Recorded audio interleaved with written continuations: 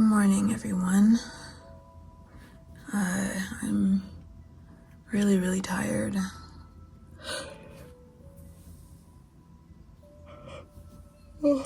It's like 10 to 10 now in the morning, obviously. So I think for this video, we're gonna look at some of the metal-like stuff that we found in the trunk. First, we'll start with this, which I think we decided was some kind of lock, but we'll try to figure out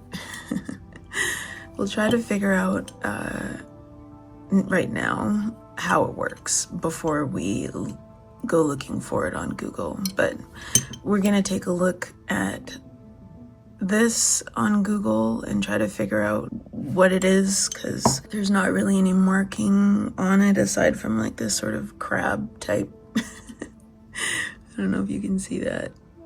It's like a weird little crab type creature right there. But that's it. There's like nothing else on it. Yeah. So we'll take a look at that on Google. Take a look at that on Google. We'll take a look at this bowl. We'll take a look at this necklace. See if we can find anything on this little sort of Art Deco, like religious Mother Mary type necklace. We'll try to figure out exactly what these are. And we'll take a look at these giant things that I guess I have to assume they're coins, because they look like the other coins that we found in both trunks, except these are way bigger in like a totally different shape, but you know, they still have the same sort of vibe. And they have these like cutouts in the middle.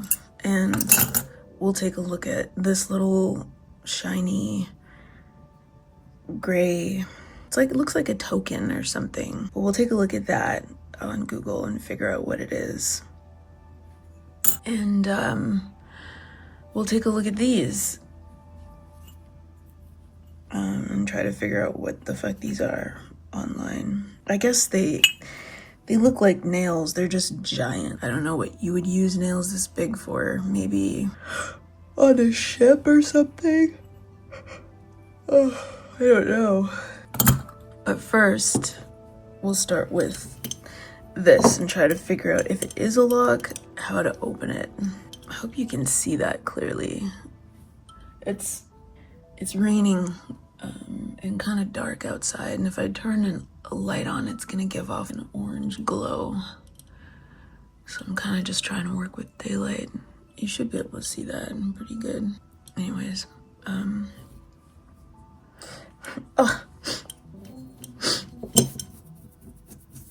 still itchy. Remember like a while back, I was complaining about my skin being itchy. It's still itchy, not any more or less than before. It's not a weird thing where I'm where I'm not showering or something. I shower every second day. And there's nothing on my skin. There's nothing on my skin, like no weird skin infections or anything. I'm paranoid about that kind of stuff, especially paranoid because there are people in the apartment above me and below me who have had bed bug infestations. At least 3 have occurred within the past 2 years. I'm so paranoid. I've done like every possible thing that I could do in my apartment to ensure that these little shits don't get in.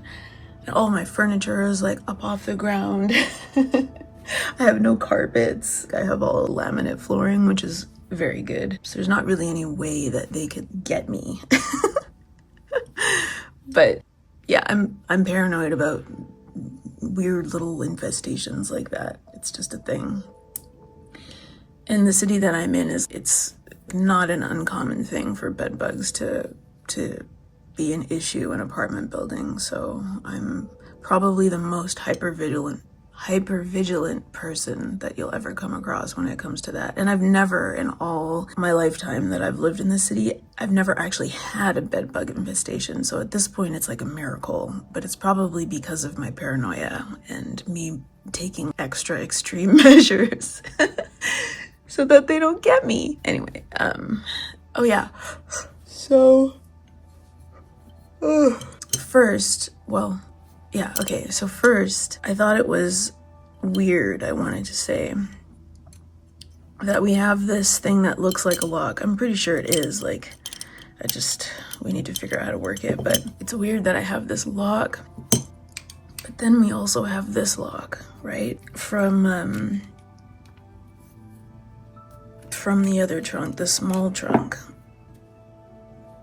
which we already looked all this up, but we've got this guy. Oh, come on. There. We've got that guy. That's another sort of lock. And then we found this huge ring of keys, right? None of the keys open any of the locks except for this little guy, because we found this lock in the small trunk with the one on it, on the weird sort of patterns on the metal. So I'll try that. Oh, there we go. So locked. I guess you just keep turning it until it opens, and it still like works. All that stuff that's in there that you can see is just like gunk from the trunk, bits of tree and moss and sticks and stuff. But yeah, so we did try the other small keys, but this is the one that worked. So I don't think that we should forget about this, because this is pretty weird. Why would anybody have all these keys and locks in these trunks? 3 locks in one trunk? Pretty bizarre. So I thought that was strange. I also had another thought. I thought that it was weird that when we were opening the big trunk, it didn't open, because there's nothing inside of it that was stopping it from opening. We had to pry it open.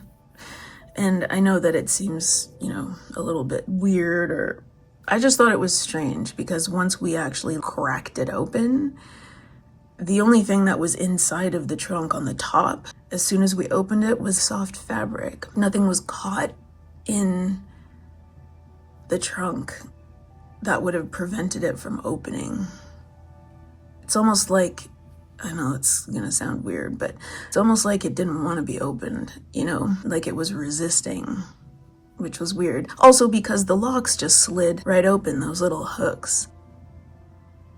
They slid right open, so it was unlocked. And then we tried to open it, and then it just would not go.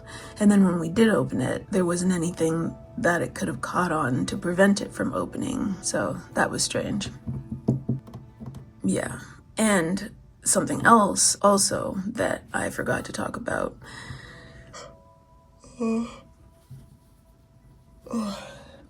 was I did cut myself on that blade that was covered in that stinking hide or whatever. It smelled like rotten meat. I cut myself on that, and so I did end up getting a tetanus shot. Just because, what the fuck? I don't know what's on that thing. I don't know how old that thing is. And the fact that it smelled like rotting meat, and then I proceed to slice my finger open with it. It wasn't a deep cut. It didn't draw blood or anything. It was a quick little slice. Barely a paper cut. I guess about a paper cut. I didn't even bleed, but definitely cut the skin. But I got a tetanus shot just in case, and everything's been fine, as I anticipated it would be. It's pretty surreal, the fact that we don't know how old that blade in there has been sitting in there for. and it's still razor sharp. I guess because of the hide, and if it was sharpened before it was put into the trunk, and then those leather bits were put on it to protect the blade to keep it sharp, then there's no reason why it wouldn't be razor sharp, I guess, if it's not being used. But that was just a bit weird. Oh, yeah. And I guess the last thing that I want to think about or talk about before we get into this is this guy. We're gonna take a look at this online and see if we can figure out what the P and B stands for, because I guess it's some sort of a brand, and it's pewter. But yeah, I had a thought about this stuff that's on the front of it. So remember when we were looking in the big trunk, and I was trying to avoid looking at that little, well, I guess it was kind of a big glass jar or bottle filled with that red liquid. I take it back. It wasn't even really filled with it. There was barely any of that red liquid in there. It was still liquid, which shocked me, but it's like it's slowly drying out or drying up or whatever. But anyways, I thought that maybe after we finished going through that video, that maybe some of it had spilled somewhere, and that's what this is, but it didn't. That bottle is completely sealed. I don't want to say I tried opening it, but I kind of tried opening it. What I mean is that I tried to pull that cork out of the top just to see how easily it would come out, and I couldn't even get it out.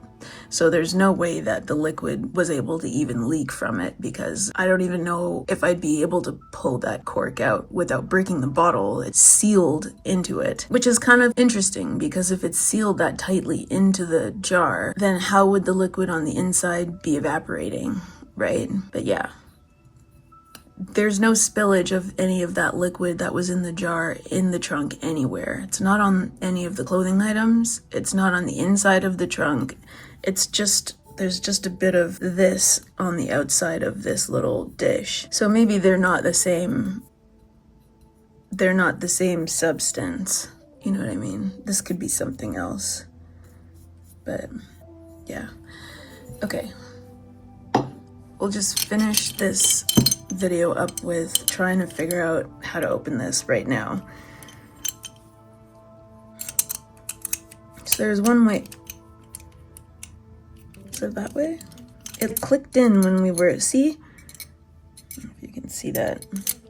Like, that fits in there perfectly. But you can't. Okay, so it's moving this.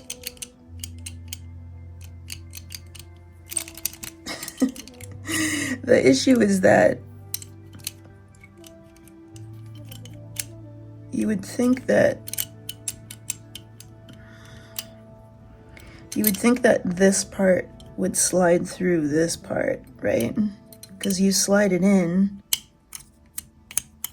it locks in. So then why can't you push it any further forward? Oh, because that piece is locking it from going forward. Got it. So maybe we have it on the wrong way.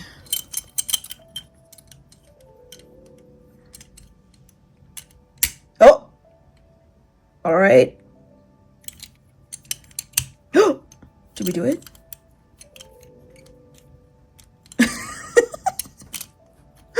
Oh, I think we're doing something. Look, look, look.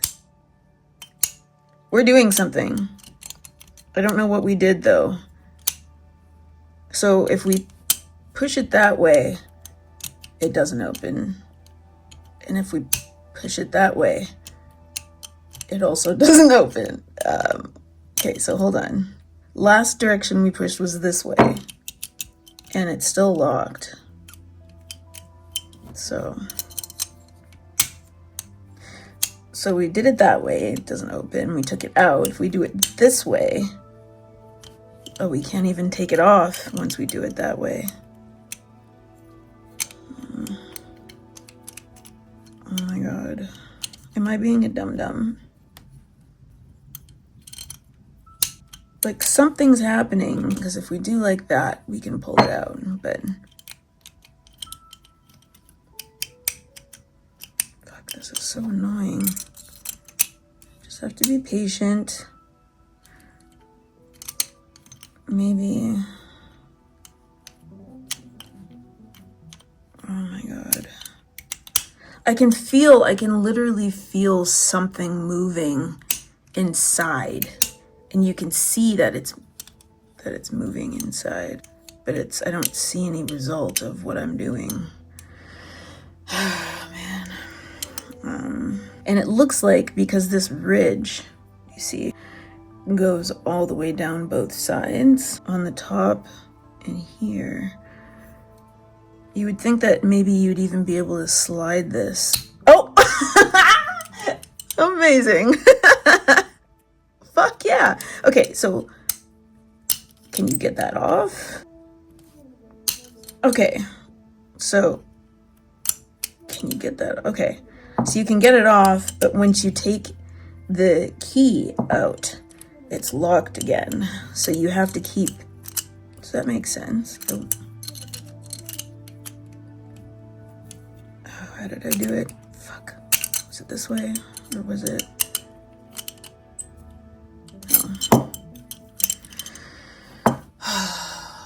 I'm too redacted for this shit right now at this. Oh, okay. All right, so we had that in. That locks it. That opens it. How did we open it again? Fuck, now it feels like it's stuck. Oh, shit, I don't want to break it. Oh, I can't break it. It's like, I can't even bend it. Okay, so breaking it is not an issue. Was it this way? Was it this way? Oh my God. This is super finicky.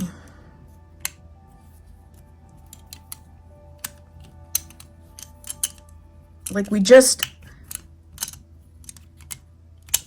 did it.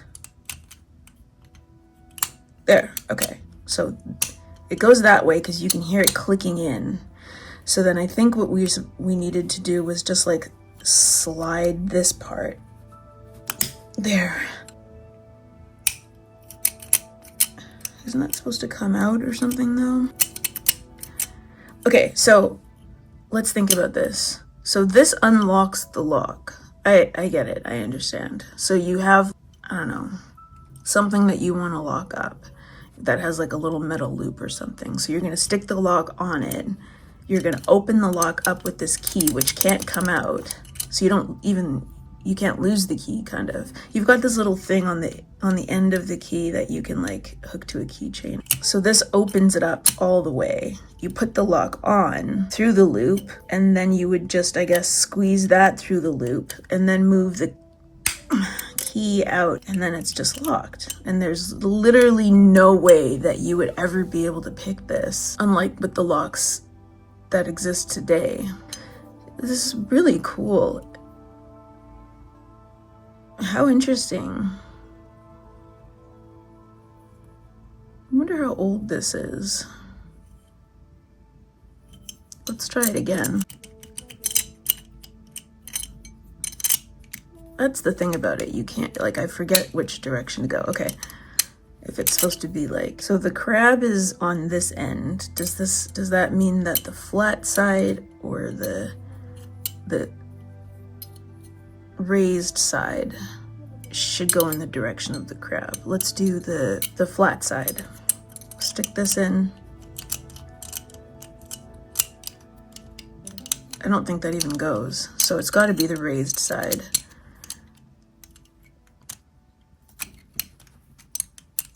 Yeah, it's the raised side. And then, yeah. This is so cool. Huh. How fascinating. I've never seen a lock like this before, and I would never even, like, how do you even imagine designing a lock like this in the first place? It's so weird. This is a normal lock. The key is kind of interesting for this one because the key is hollow. And this is a normal lock. Very straightforward. Also can't be picked, and it's also another hollow key.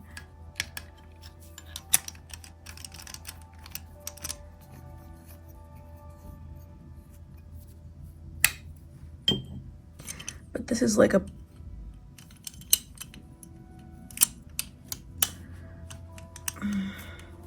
puzzle lock.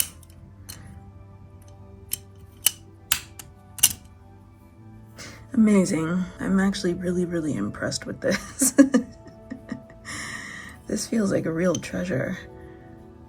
Wild. Okay, well, let's Google and try to figure out what's going on with all this stuff. I'm ready to do that.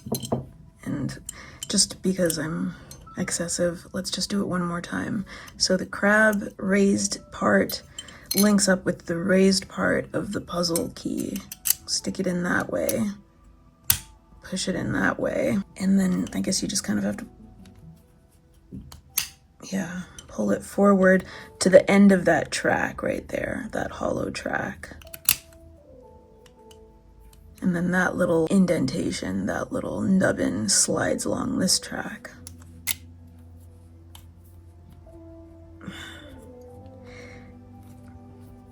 Could probably do with some WD-40. It's not rusted, but like it definitely is a little sticky. Not sticky as in tacky, but like,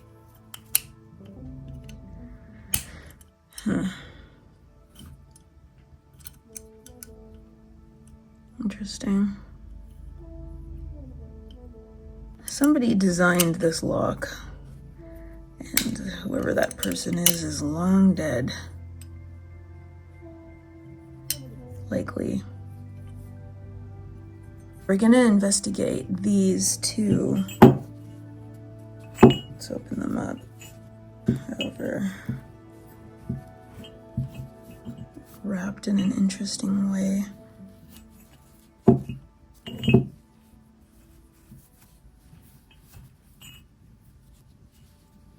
They're really heavy.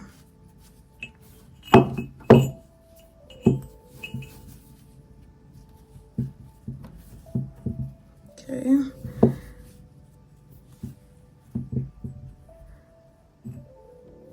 I'm not sure what that is.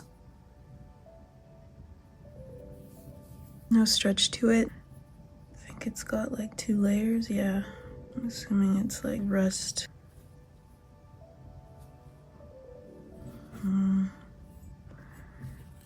Yeah, so that's basically what these look like.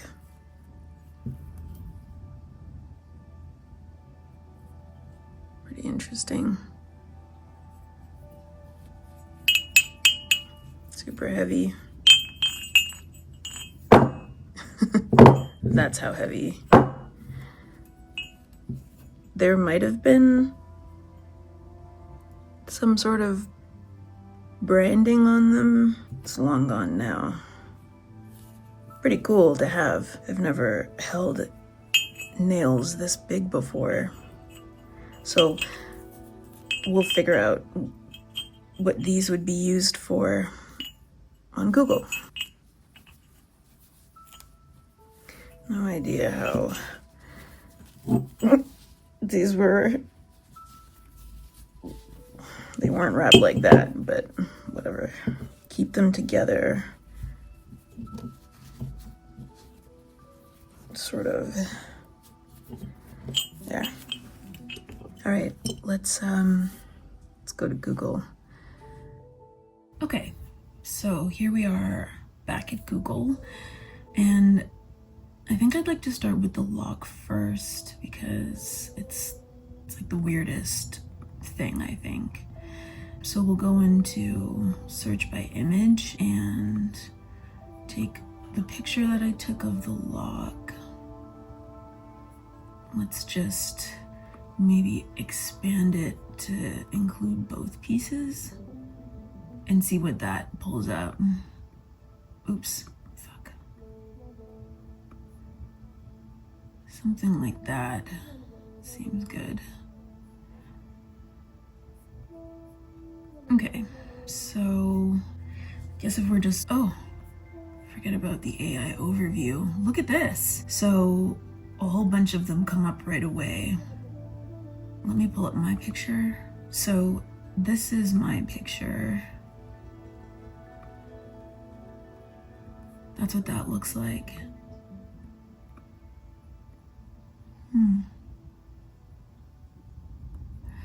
And then if we look at these,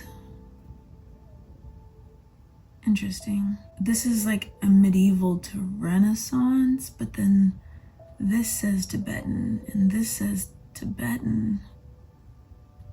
These are Tibetan.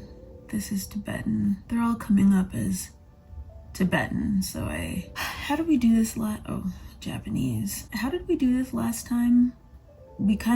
I think we decided on trying to find actual reputable websites as opposed to going to Etsy, or maybe live auctioneers. Let's test that out. Oh, but this is the one that says European medieval to Renaissance. I don't think that's it, because all of the other ones are saying Tibetan. So let's try. Didn't I see something down here that said antique padlocks? Whoa.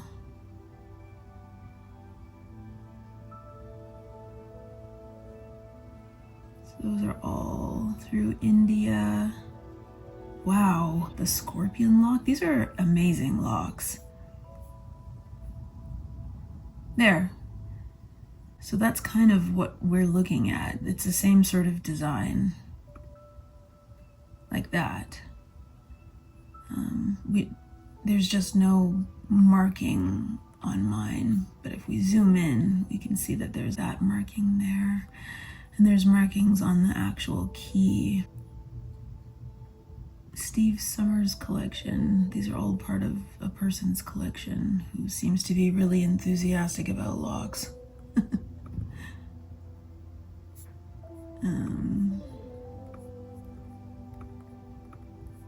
wonder if we can find out more information about it. This one says Japanese padlock. And that literally looks like mine. Like the other picture of the key in the lock. Yeah, see?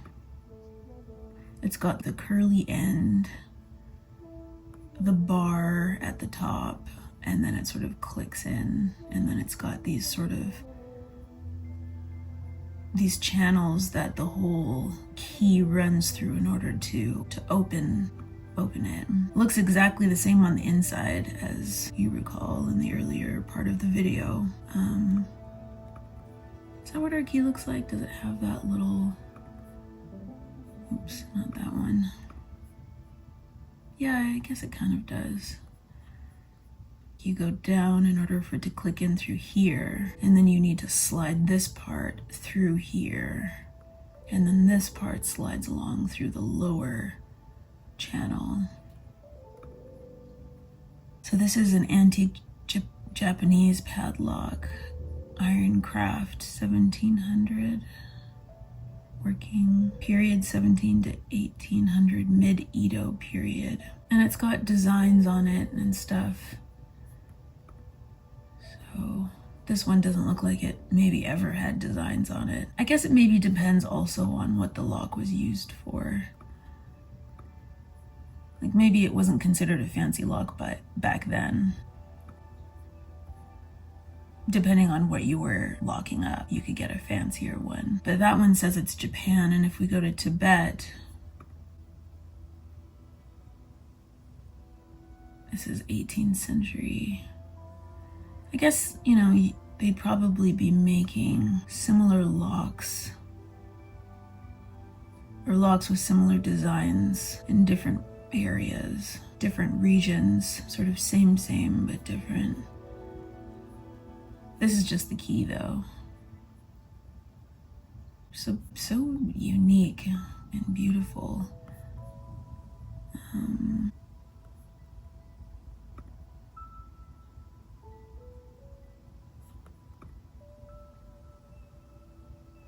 This one says Mini Tibet underneath.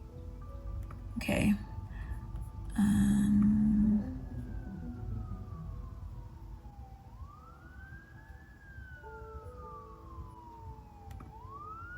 Auctionette.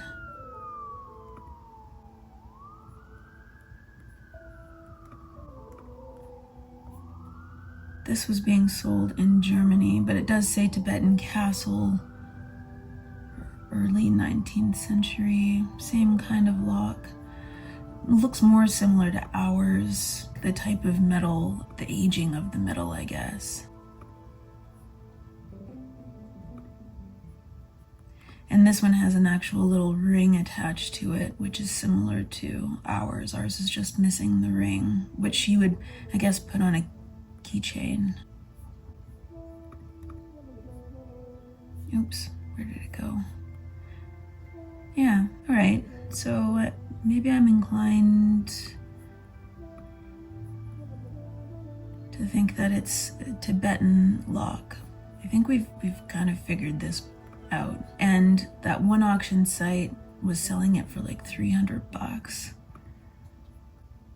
Let's see if we can find other prices, if they're all being sold around the same price.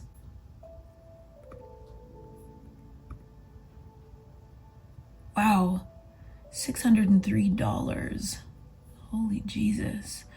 This says Tibetan lock and key. Some of them are saying like castle or temple guardian lock. It's kind of odd. It's definitely what we have though. That's our lock. 18th century, found in Lhasa, wrought iron.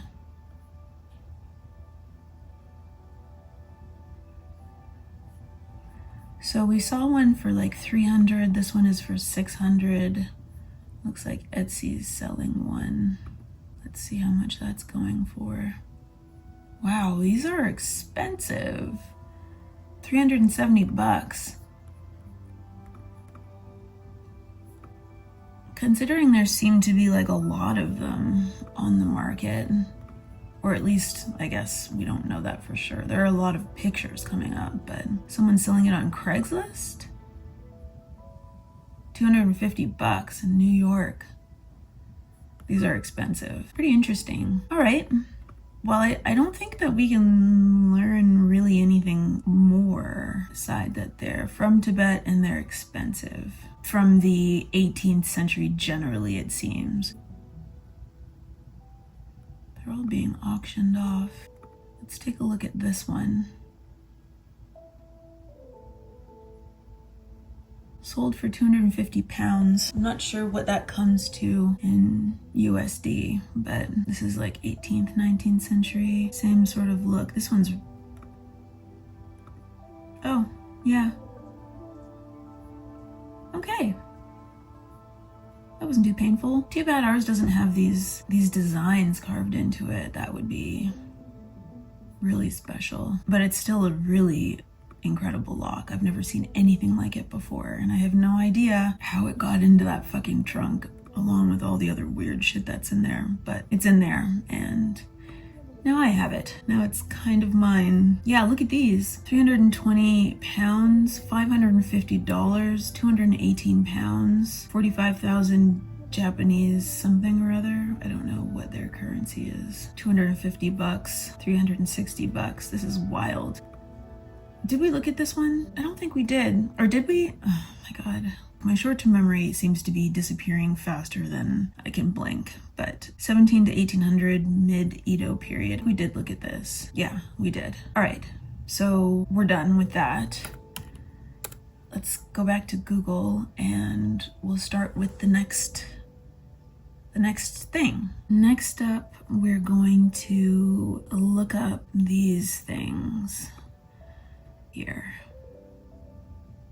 That, whatever that is.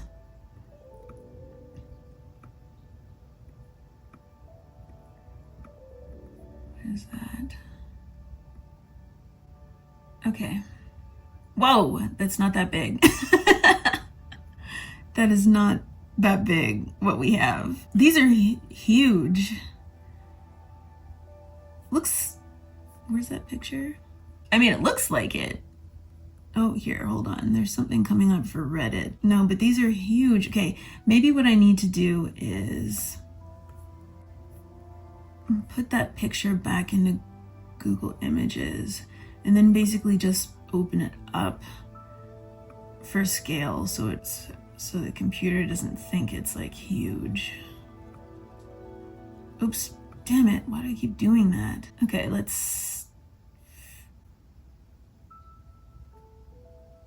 so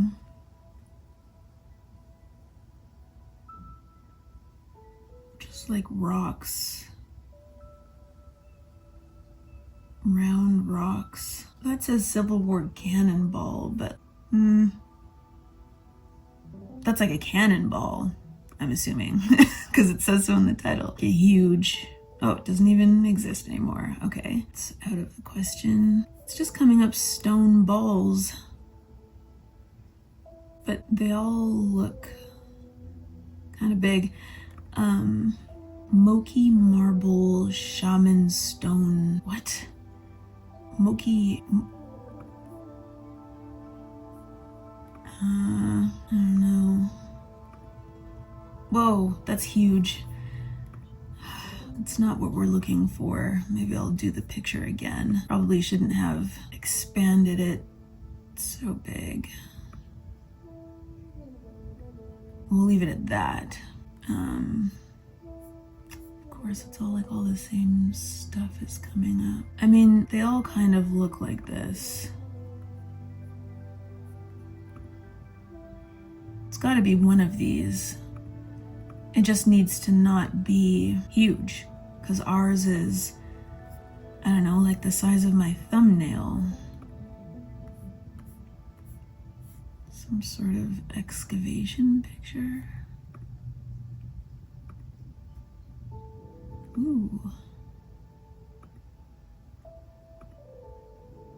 Bones.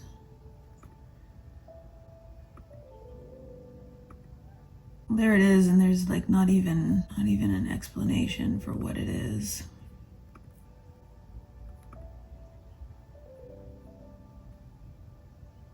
No, that just looks like a rock, kind of like, I guess it's similar to ours. Ours is like perfectly round though.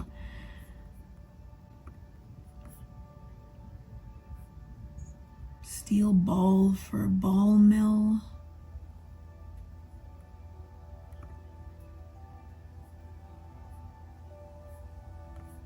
Yeah, these are all huge.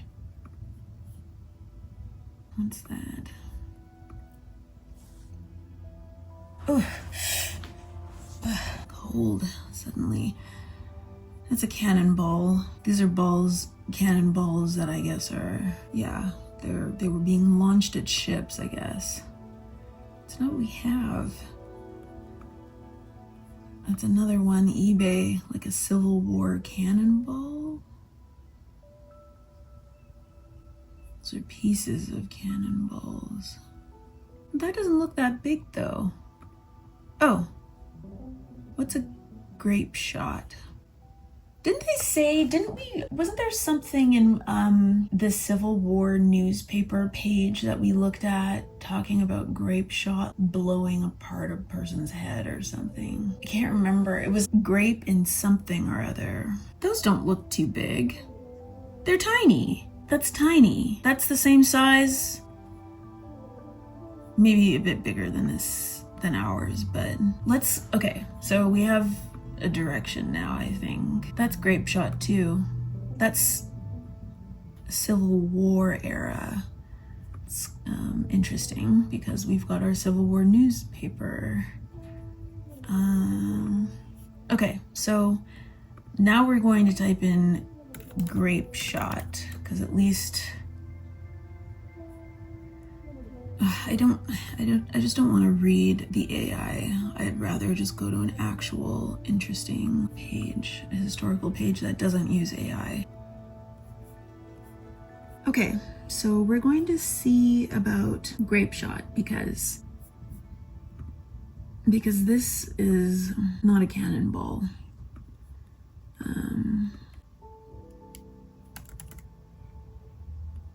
Grape shot cannon.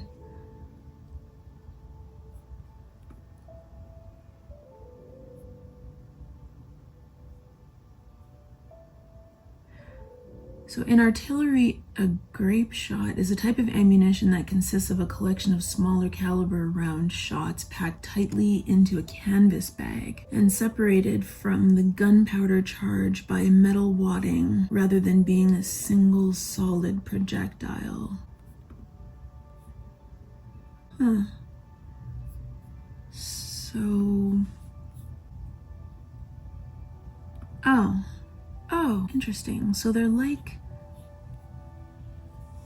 I guess they are kind of like cannonballs, but I guess it depends on the size of the cannon as to how big these would be. Because when you think of a cannon, it's usually giant and you're like loading it into this huge contraption and shooting it, and it's like blowing apart buildings and blowing apart ships. But this is a little bag full of a whole bunch of mini cannonballs that you would still load into, just like a smaller cannon, I guess.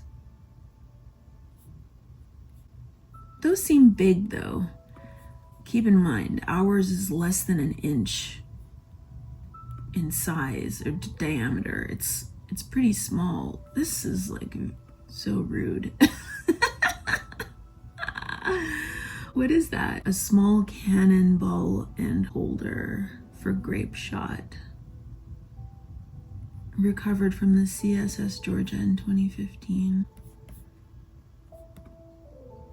Oh yeah.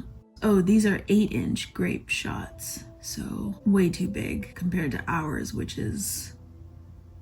I don't think this is even half an inch. Oh. So then grape shot, I guess, is being sort of collected together in something like this, or like this, and then loaded into a cannon. Is that the only way that you can fire grape shot? Let's see. How do you fire grape shot? Oh, hang on a second. We won't watch the YouTube video, but those are normal bullets though. And these are pretty sizable cannons. They're really cool. Look at that. Those are all really big, even these ones along the front.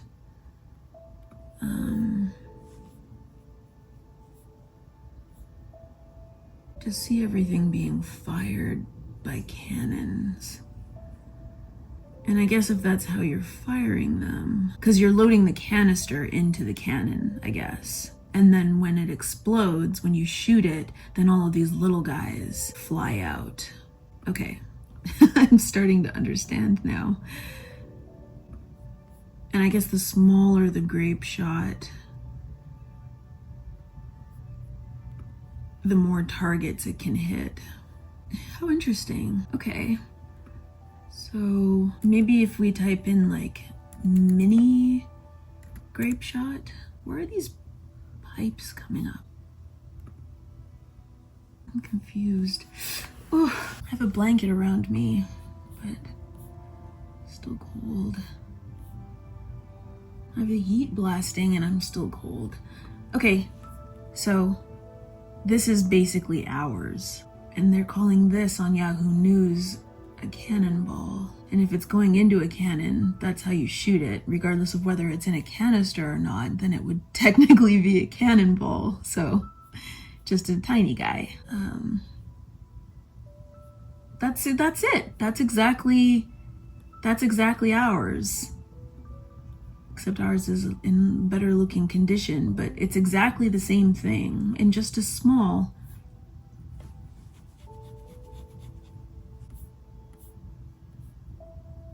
The War of 1812 took place until 1815, fought between the United States and its allies and the United Kingdom with its own northern allies. I feel like we should be cueing the Ken Burns theme.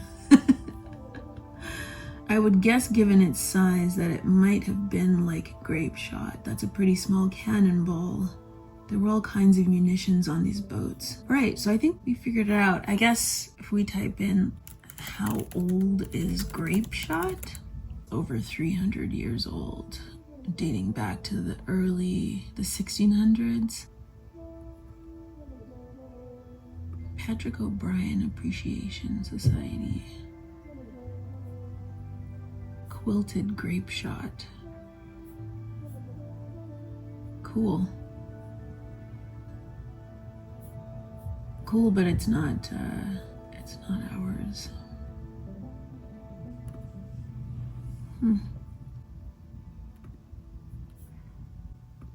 So I guess has been around for a while. Fort 96, South Carolina, Revolutionary War, circa 1770 to 1780. It says here that it can be discharged together from a gun or a cannon. Let's type in what guns use grape shot.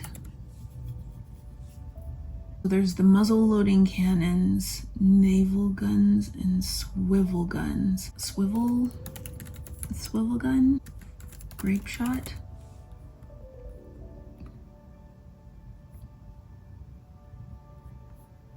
Oh, so they're all kind of like mini cannons. That's like a little mini swivel cannon, and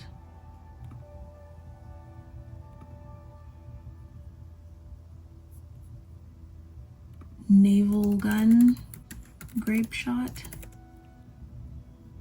swivel guns. I don't know if this is real. What's a percussion revolver? Does that grape shot in quotations mean that it actually used grape shot? Let's see. Doesn't say anything really about it.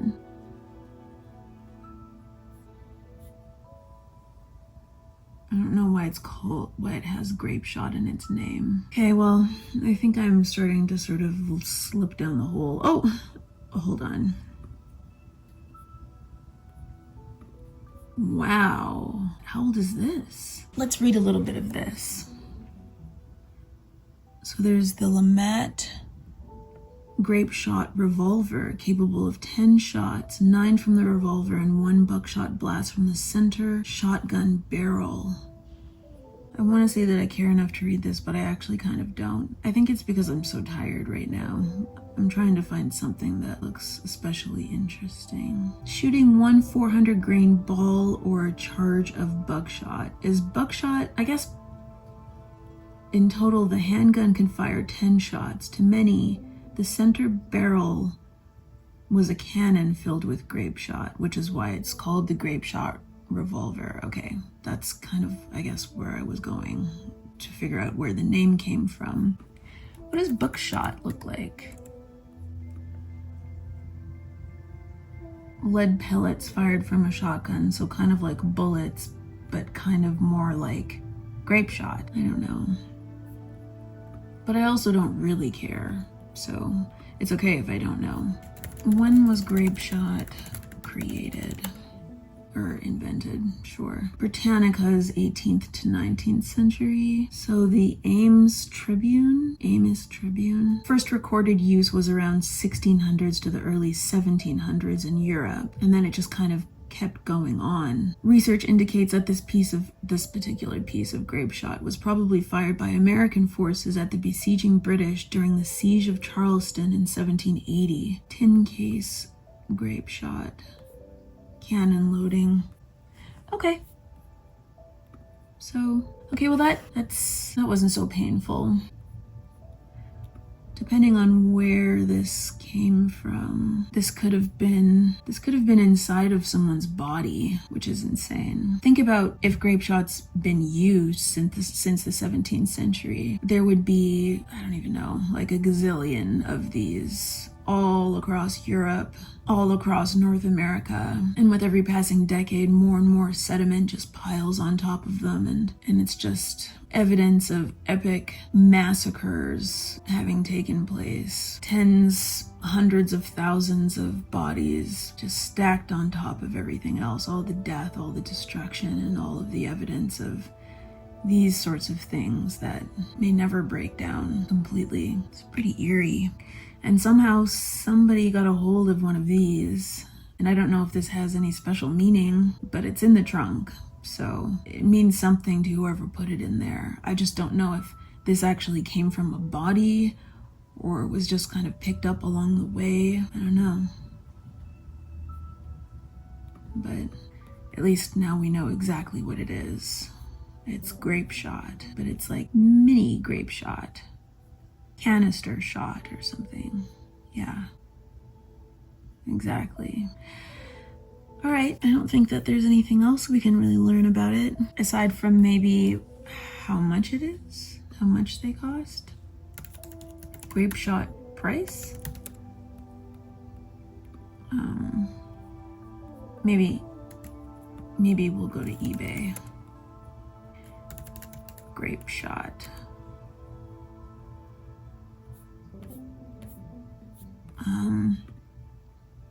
Grape shot cannonball. Maybe grape shot canister.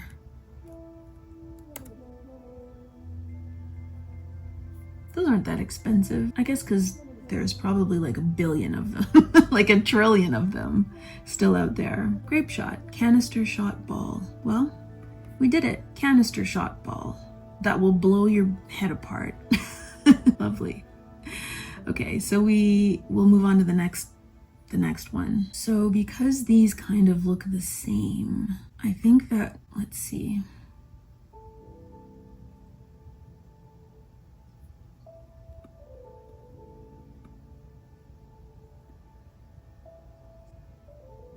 That's coming up as a Civil War mini ball. Oh, I'm kind of relieved. I'm relieved that this isn't going to be hard. Let's pull up the picture. Well, I mean, that's exactly that, although this has something inside of it. And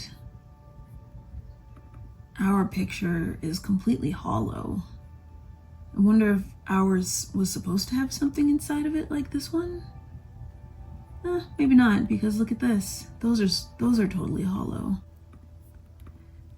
The mini ball. So it's a Civil War bullet. So definitely not canister shot or grape shot.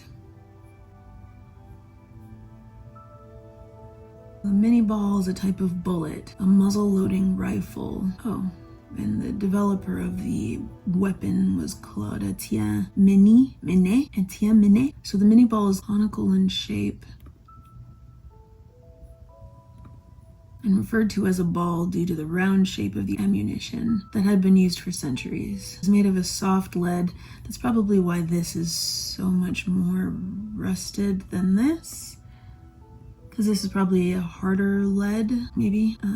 Slightly smaller than the intended gun bore, making it easy to load into combat. Designed with 2 to 4 grooves and a cone-shaped cavity. Was made to expand under the pressure to increase muzzle velocity. How interesting.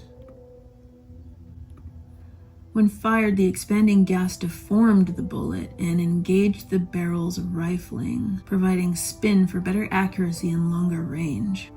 Its design dramatically increased both range and accuracy, which has long been accepted as the reason for the high number of casualties in the Civil War. Some recent historians, however, question that because accuracy also depends on the soldier who pulls the trigger. Right. And throughout the Civil War, when target practice was minimal, combatants tended to aim too high. This is the design from the Harper's Ferry Armory that said new rifle musket ball. What is it called again? The mini ball. Okay. That's what that is. Let's mini ball.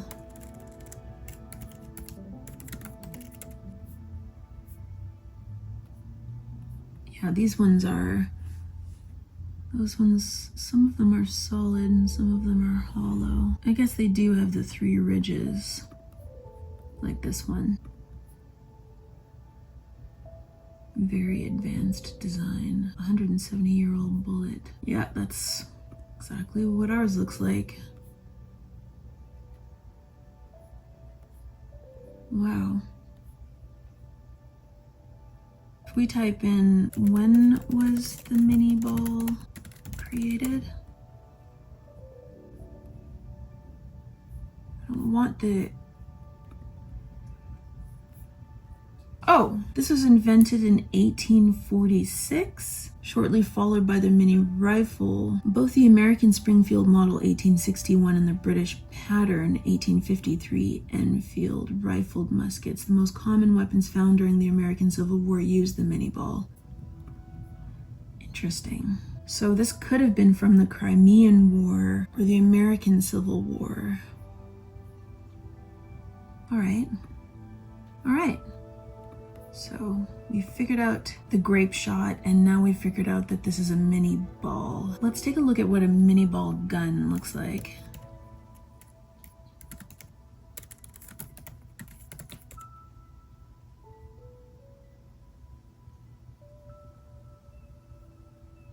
Or I guess it's like a musket? Mini ball. Musket. Okay, so that's like your standard rifle.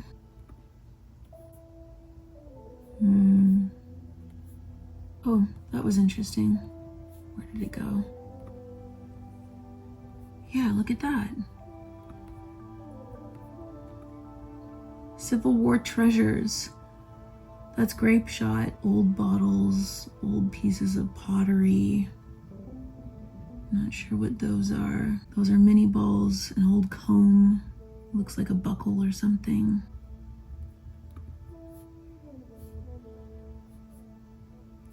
That's the 1842 rifle musket. Pretty cool.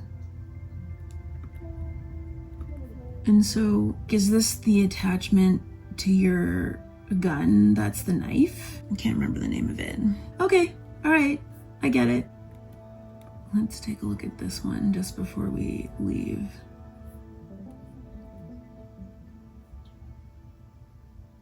Cool.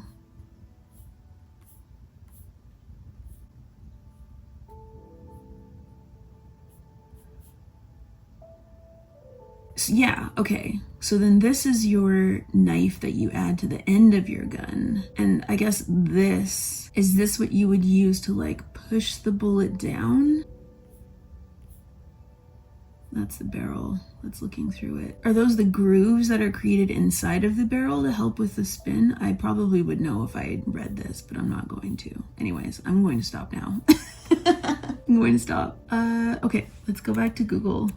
And we'll start on the next thing. I always forget how long all of this takes. Like I already forgot again. And we still have a bunch of stuff to go through, so I don't know if this video is just gonna be extra long or if I'll split it up into 2. But let's just keep moving forward. So the next thing we're going to do is those nails. Let's see.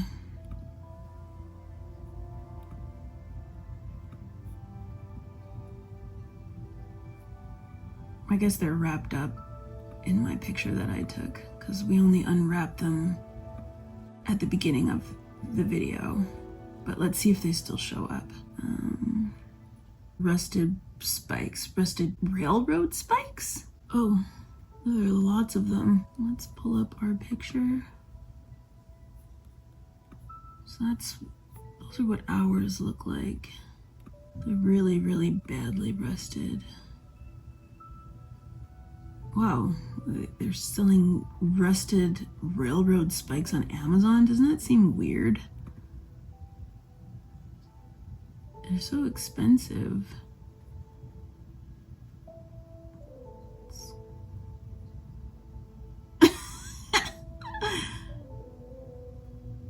Let's see what someone said about it. Nothing. This seems strange. Maybe it's like a decor thing that people buy for some reason. Sort of like a rustic farm type house decor. Interesting that they're everywhere. Wow, that's pretty expensive for one old nail. I guess it's a railroad spike. So hold on, before we go further, let's just... Like, where would you get those? Or where would they have come from?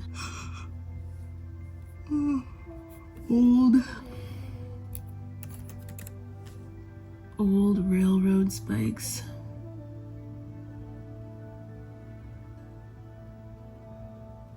Yeah, they're everywhere. I guess they technically could have come from anywhere. Spikes of the Transcontinental Railroad.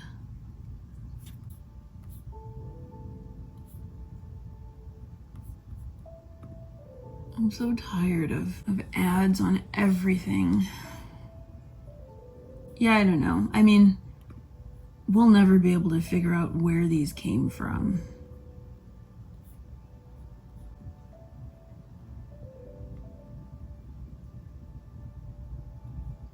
They're definitely not those, though. You can get like an old railroad spike engraved.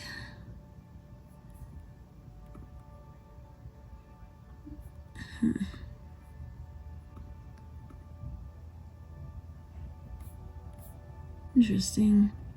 Selling them on Etsy. $11 per spike. Shipping, I guess, too. Yeah, I mean, they all kind of look the same.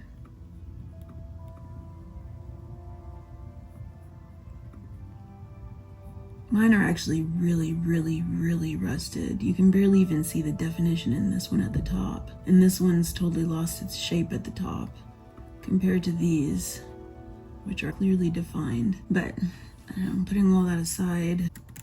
If I put in railroad spike on track, oh, I understand now. I was wondering how you would use them exactly. So you'd hammer them into these.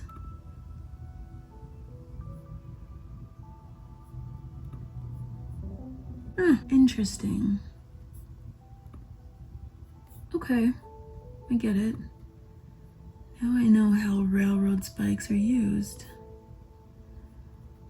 Can you imagine the labor, the physical labor of boring these things into the ground, and just thinking about how many people, how many humans died? Wow.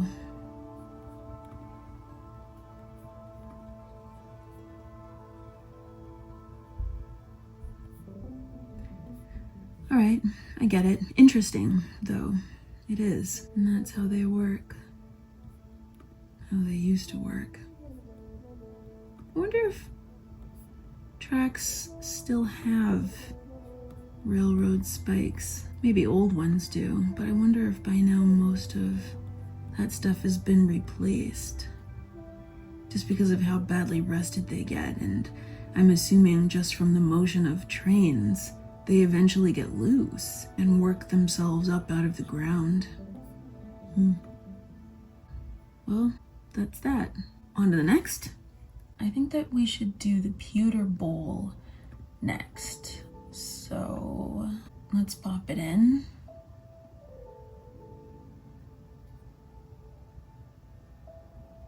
Here we go.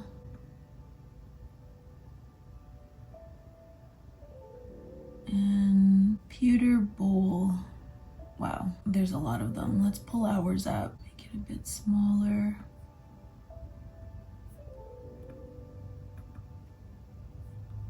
Ugh. Whatever that gunk is on it. I haven't, like I said, I'm less inclined to clean things just because, I don't know, it just doesn't feel right to clean anything, but it's gross, whatever that is. I think we have one more. Yeah. We've got this, which has the P and B number 6 pewter on it. But generally, I guess we can just take a look at what comes up, because I mean, that looks pretty similar to ours.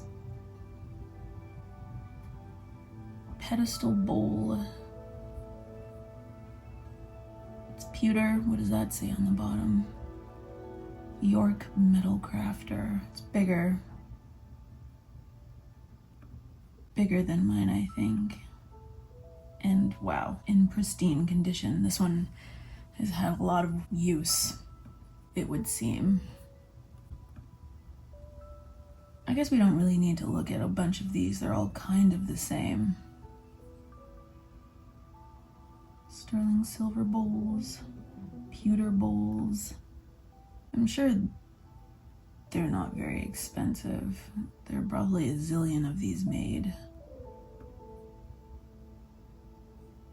Yeah, that's 60 bucks, well, 80 bucks Canadian, US 60 for 3. That's RWP USA.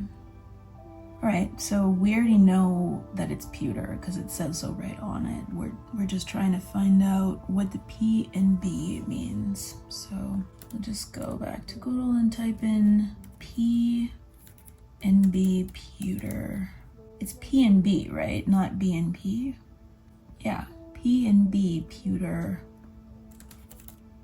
bowl.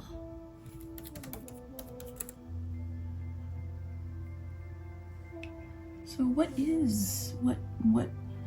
does that brand come from? There it is.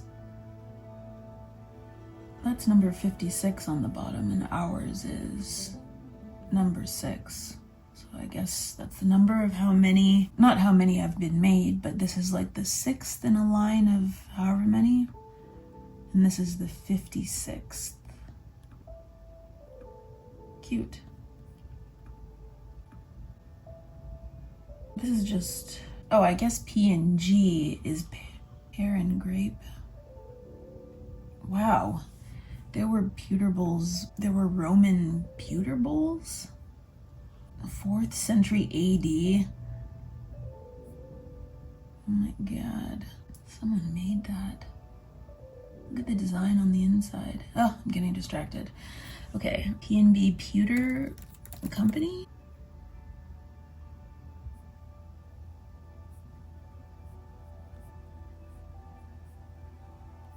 Doesn't say.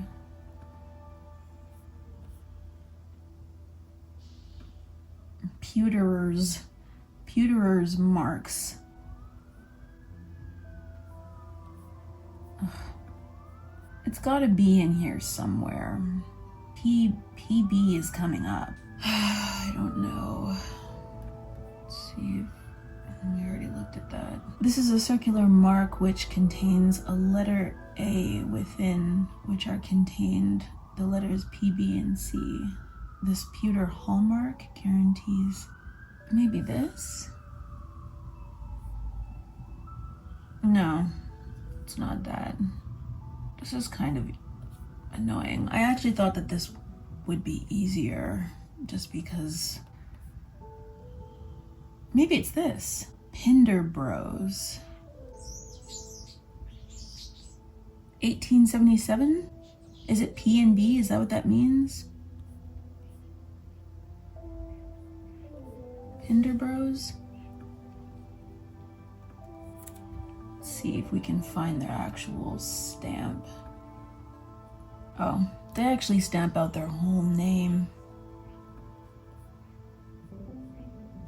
I don't really like pewter. I like the weight of it, but I find it kind of ugly. I guess it's kind of indestructible too, but what's that one? PBRS. I guess they have a bunch of different stamps, but none of it is P and B. What is P and B pewter? Like, can you tell me what it is? Oh, well, again, I hate AI, but here we are. So it says the manufacturer 𝘠𝕠𝕚 Brothers is P&B. That is their stamp.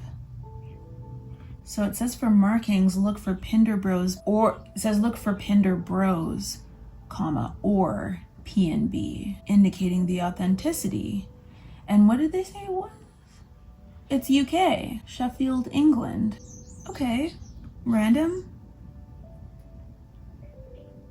So this is P&B pewter from England, or technically from England. I don't know if the person who owned this came from England, or if maybe English wares were being sold in North America and they got it from a store, or like, who even knows? But now we know. This is the Pinder Brothers P&B pewter, number 6. I had a feeling if I persevered, I'd be able to figure it out. Just have to be patient. It's not my strong suit. Okay, let's move on to the next thing. Okay, so my stomach is starting to get really loud and I haven't had anything to eat yet. It's coming up to 1 o'clock right now, so I'm going to stop after this one last thing. We won't do the Japanese, that little silver thing, and the big guys that look like coins but might be pendants or something. We'll do those in maybe the next video, because I think this one is probably going to be pretty long. So the final thing that we'll do in this video before we shut her down is that little Art Deco necklace with Mother Mary on the front, and I'm assuming what is baby Jesus on the back. I don't really know. It kind of looks like an alien, but I think it's just because the metal's kind of like worn away. It's a really beautiful necklace though. Okay, actually let's just close these and we'll open one of these. That's our girl, and I guess we have a few pictures that we can open up. There's another one. And is that the same? That's even closer. Oh yeah, we have a stamp on this. That's why I made it so close. Look at that face of whatever that is. Must be Jesus, but completely terrifying. What is that? He's ripping open his clothes to show off his fancy heart. That's nice, but super creepy. Okay, so this is, I don't really know. Oh, well, it doesn't matter. We'll take a look and see what we can find first. So, what's that? It's kind of same style-ish. How interesting. Wow, that's super cheap. Oh, and there is something on the back. What does theirs say? Hayward Sterling? What does ours say? I don't know what that is. It looks kind of like an HMH, or just an M, and then those are just like sort of decorative things on the side, but it's Sterling something. We'll put in HMH and see what comes up, but this one is Hayward Sterling with probably Jesus on the back, and looks like that could be Mother Mary in the front. Modernist. Really unique. Bigger compared to the coin. Ours is really tiny. A little bit longer than the length of the thumbnail. Let's see if we can find anything else. Those are interesting. No.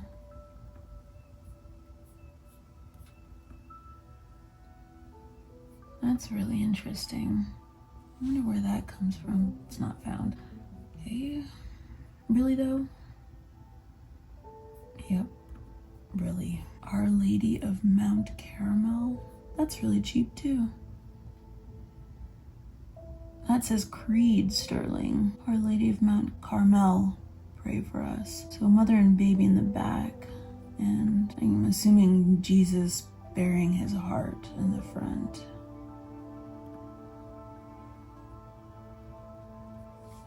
I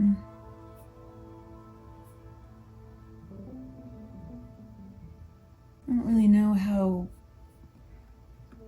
we could date it. That kind of looks like it could be something. Can't see it anyways. Whatever it was, it's gone. I don't know. Maybe what we'll do is we'll search the image again and we'll look up the stamp on the bottom. Because I'm more interested in the stamp, because that could tell us more. Oh my god. Oh. Yeah, well, we know it's sterling. Maybe I'll include the whole thing. We'll take a look again, but we'll look at the whole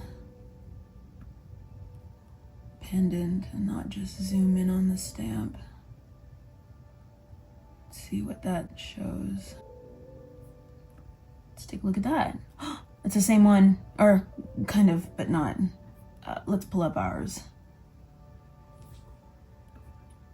Sort of like same but different, but from the same company. I think ours has more detail, but where did there it is. Sterling silver.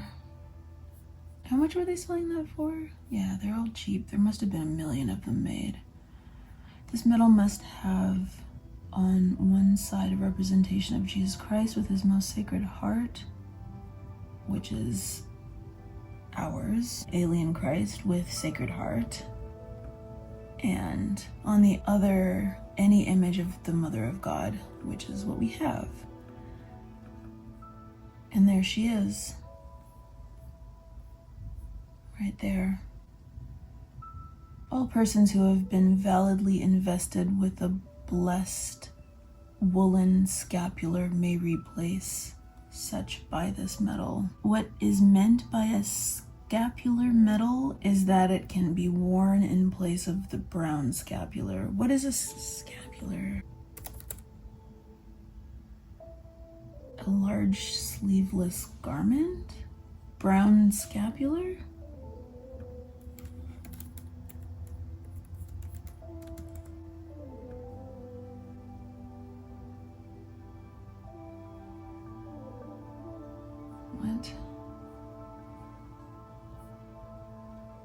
Blessed Virgin of Mount Carmel, promised to save those who wear the scapular from the fires of hell. So these, I guess, are scapulars?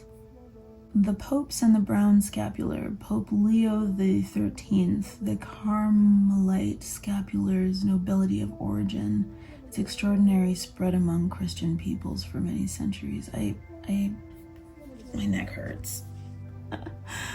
What is the brown scapular? I guess these are the brown scapular, and it looks like a little fabric. Kind of cute. Oh, interesting. Someone on Instagram is wearing one. Huh. So it says here for eBay that the scapular medal, which is what this is. Oh, my stomach. I'm sorry if you heard that. Oh, now the crows are here. It's just like, it's like fate. Everything is happening at the same time now, which means I have to leave. So the scapular medal, which is this, can be worn in place of the brown scapular, which are these. And now we know that this brand, we don't know what that brand is. But it came up at least, right? Is it an... Let's see if that's the same one. No.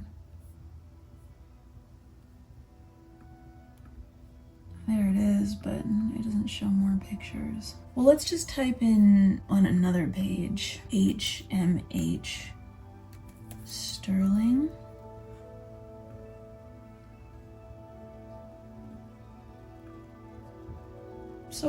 it's coming up. Like, that is what it, those are the stamps. That's the stamp. It is HMH sterling. So, patron saint metals. What does HMH mean?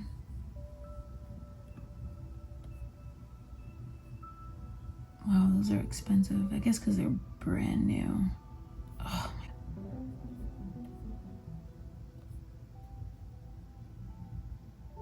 I guess they're all saint metals.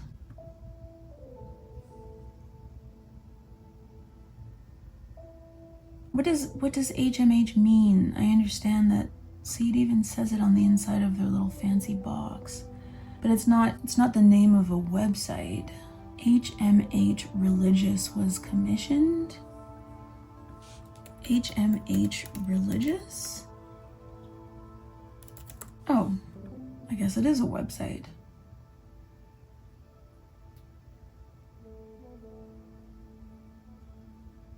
Whenever I see MFG, I always think of it saying motherfucking G. Motherfucking gangster. Welcome to HMH Religious motherfucking gangster. I am getting delirious. So our products are only made of the finest materials available, and our magnificent designs of our metals were hand sculpted by master die makers in the early 1900s. So HMH is a family business that manufactures religious jewelry in our own New England factory. HMH was the first Catholic jewelry manufacturer in the United States. So it's an American company, and it's the first Catholic jewelry manufacturer in the United States. Circa 1910. 1910, okay. So if we think about that, and we think about all of the styles, oh my God. When you think about all the styles that all of their jewelry must have gone through over the eras that they sold, this really does look like it was manufactured maybe in the 20s or 30s, Art Deco style. It really does look Art Deco. 'Cause if let's take a look at the metals that they're making now. Those are what their metals are looking like now. That's pretty.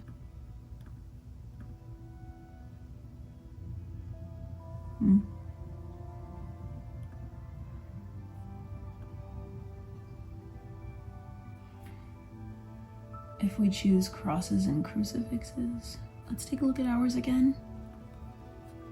Yeah, ours isn't a crucifix. It would be in the metal category, but it definitely looks like it's from a different era than what they're making now. But we found it. That's what I care about. Yeah, we now know that it's an American company established in 1910, and it was the first Catholic jewelry manufacturer in the United States. Cool. That's cool. And I think that this is the only religious item that we've found, unless you remember anything that I'm missing from either of the trunks. I think this is the only thing that we found. So that's, I don't know if that's significant, but okay. So we figured it out. 1910. But this could have been manufactured in the 20s or 30s. I like it. All right, I think we're good. I think we're done for today. That was a lot. I didn't think it was gonna be a lot, but it always ends up being a lot. So that was fruitful. We ended up finding everything that we needed to find. Nothing is really still a mystery, and that's the point. Yeah. Okay, I'm gonna go feed myself, and I still have several hours before it gets dark, so I'm gonna try to enjoy my home for a little bit before I have to leave. Yeah. Well, thanks for doing this with me, and sorry for all the yawning, but there's nothing to be done about that. I'll see you next week. Bye.